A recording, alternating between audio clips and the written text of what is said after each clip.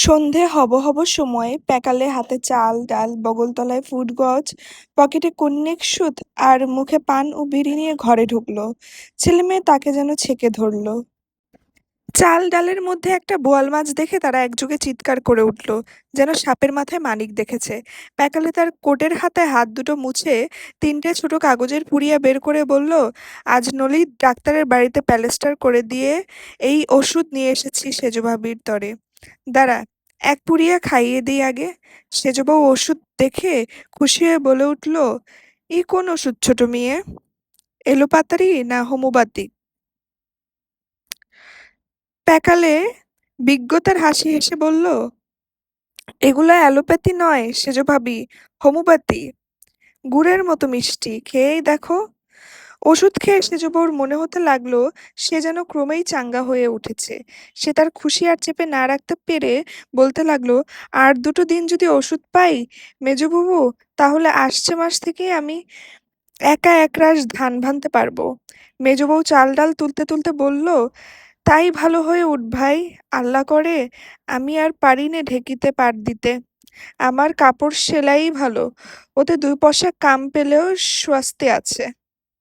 বড় বউ বাঁশের চেচারি দিয়ে তার ঘুঁটে দেওয়া হাতে গোবর চেঁচে তুলতে তুলতে বলল, ওই সেলাইটা আমায় শিখিয়ে দিতে পারিস নে মেজো বউ? তবে রিপু করাটা কিন্তু আমায় দিয়ে হবে না।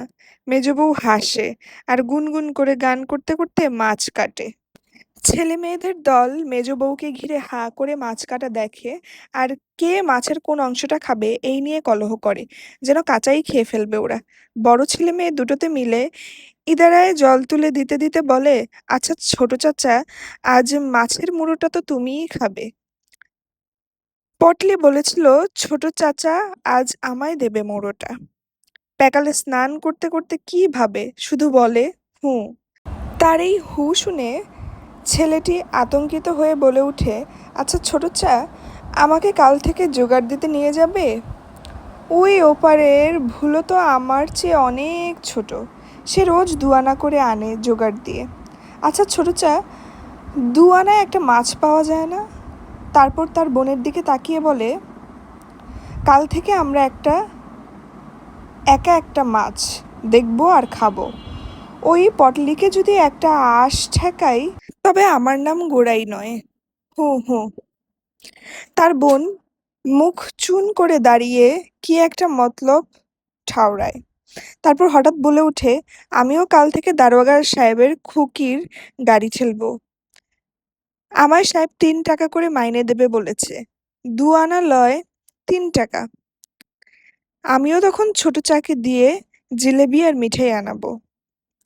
প্যাকালে স্নান সেরে তার বোনের আতুর ঘরে ঢুকে বলল, কই রে পাচি, তোর ছেলেকে দেখা।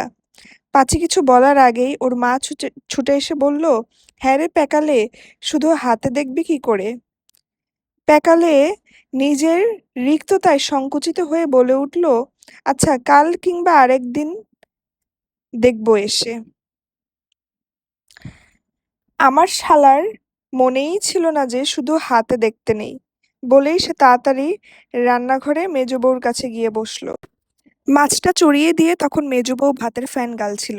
এধার ওধার একটু চেয়ে নিয়ে সে বলল, সেজ বউ কিন্তু বাঁচবে না ছোট মেয়ে। বলেই দীর্ঘশ্বাস ফেলে আবার বলতে লাগলো, ওরা মায়ে পয়েই যাবে এবার। আজ সারাদিন যা করেছে ছেলেটা, মায়ের বুকে এক ফোঁটা দুধও নেই। আজ সেই সব হেঙ্গামে আবার ছাগলটাও ছেড়ে ফেলেছিলাম। ওই ছাগলের দুধই তো বাছার জান। একটুকু দুধের জন্য ছেলেটা যেন ডেঙ্গার মাছের মতো তড়পাচ্ছে। তবুও ভাগ্যিস দারোগা সাহেবের বিবি একটুকু দুধ দিয়েছিল, তারই একটুকু রেখেছিলাম। কিন্তু ছেলে তার 2 চামচের বেশি খেলো না। কেঁদে কেঁদে একটু ঘুমিয়েছিল বলেই ভাতের হাঁড়িতে ঝাঁকনি দিয়ে ভাতগুলো উল্টে নিয়ে মুখের সরাটা একটু ফাঁক করে পাশে রেখে দিল। প্যাকালে কিছু না বলে আস্তে আস্তে উঠে বাইরে বেরিয়ে এলো।